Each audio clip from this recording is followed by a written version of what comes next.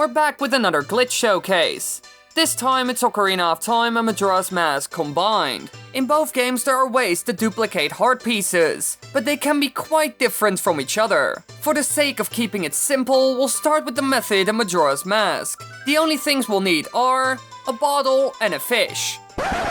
Oh, a bottle. How original. Next we need a chest that contains a heart piece. Due to the distance we picked, the heart piece chest can be found in a grotto south from Clock Town.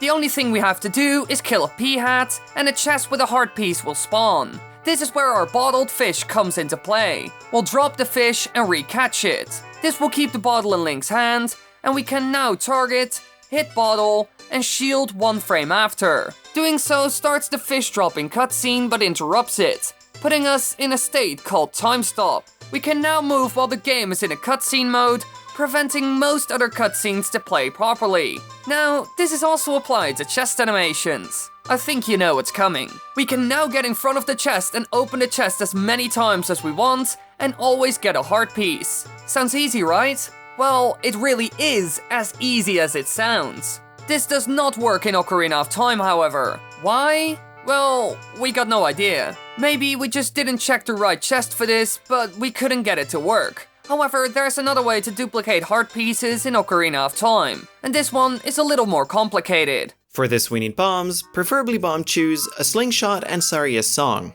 Also, we need to make sure that Skull Kid has not given us a heart piece yet. With these conditions set, we go to the Lost Woods and visit Skull Kid. Here we get the infinite sword glitch, which swings our sword every frame and prevents us from falling down when shielding damage in mid-air. So if you got no speedrunning or glitch experience, this trick can be a real pain to pull off. We use this to hover up the wall all the way over the tube onto the other part of the Lost Woods again.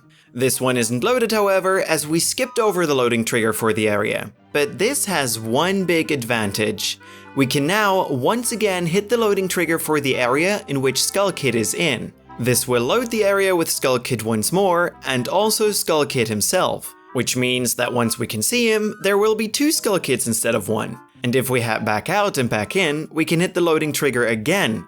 Now there are 3 Skull Kids. While we can repeat this up to 97 times, having 98 Skull Kids standing in place, the game starts to lag heavily from 20 spawned Skull Kids on, and will crash upon the attempt to load another area. Once we did that, we'll have to jump onto the log and play Saria's song for as many times as we duped Skull Kids. This means that if there are 98 Skull Kids, we have to play Saria's song 97 times and cancel the last one. If we were to play it 98 times, it would set the flag for the heart piece to obtained, and all our efforts were for nothing. After playing Saria's song for so many times, we hop off the log, target Skull Kid, and talk to it for as many times as we played Saria's song. With the example of 98 Skull Kids being there, we have to talk to Skull Kid 97 times. However, there are no risks this time.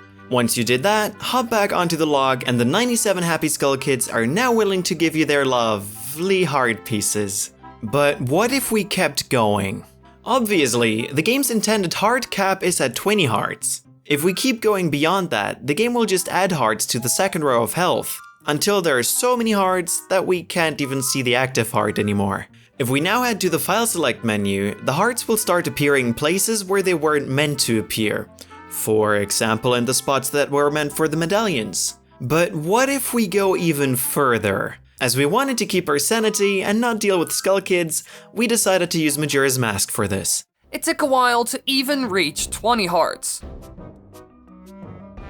Then we checked the file selection with 24 hearts. Now we're at 33 hearts, which is still not enough.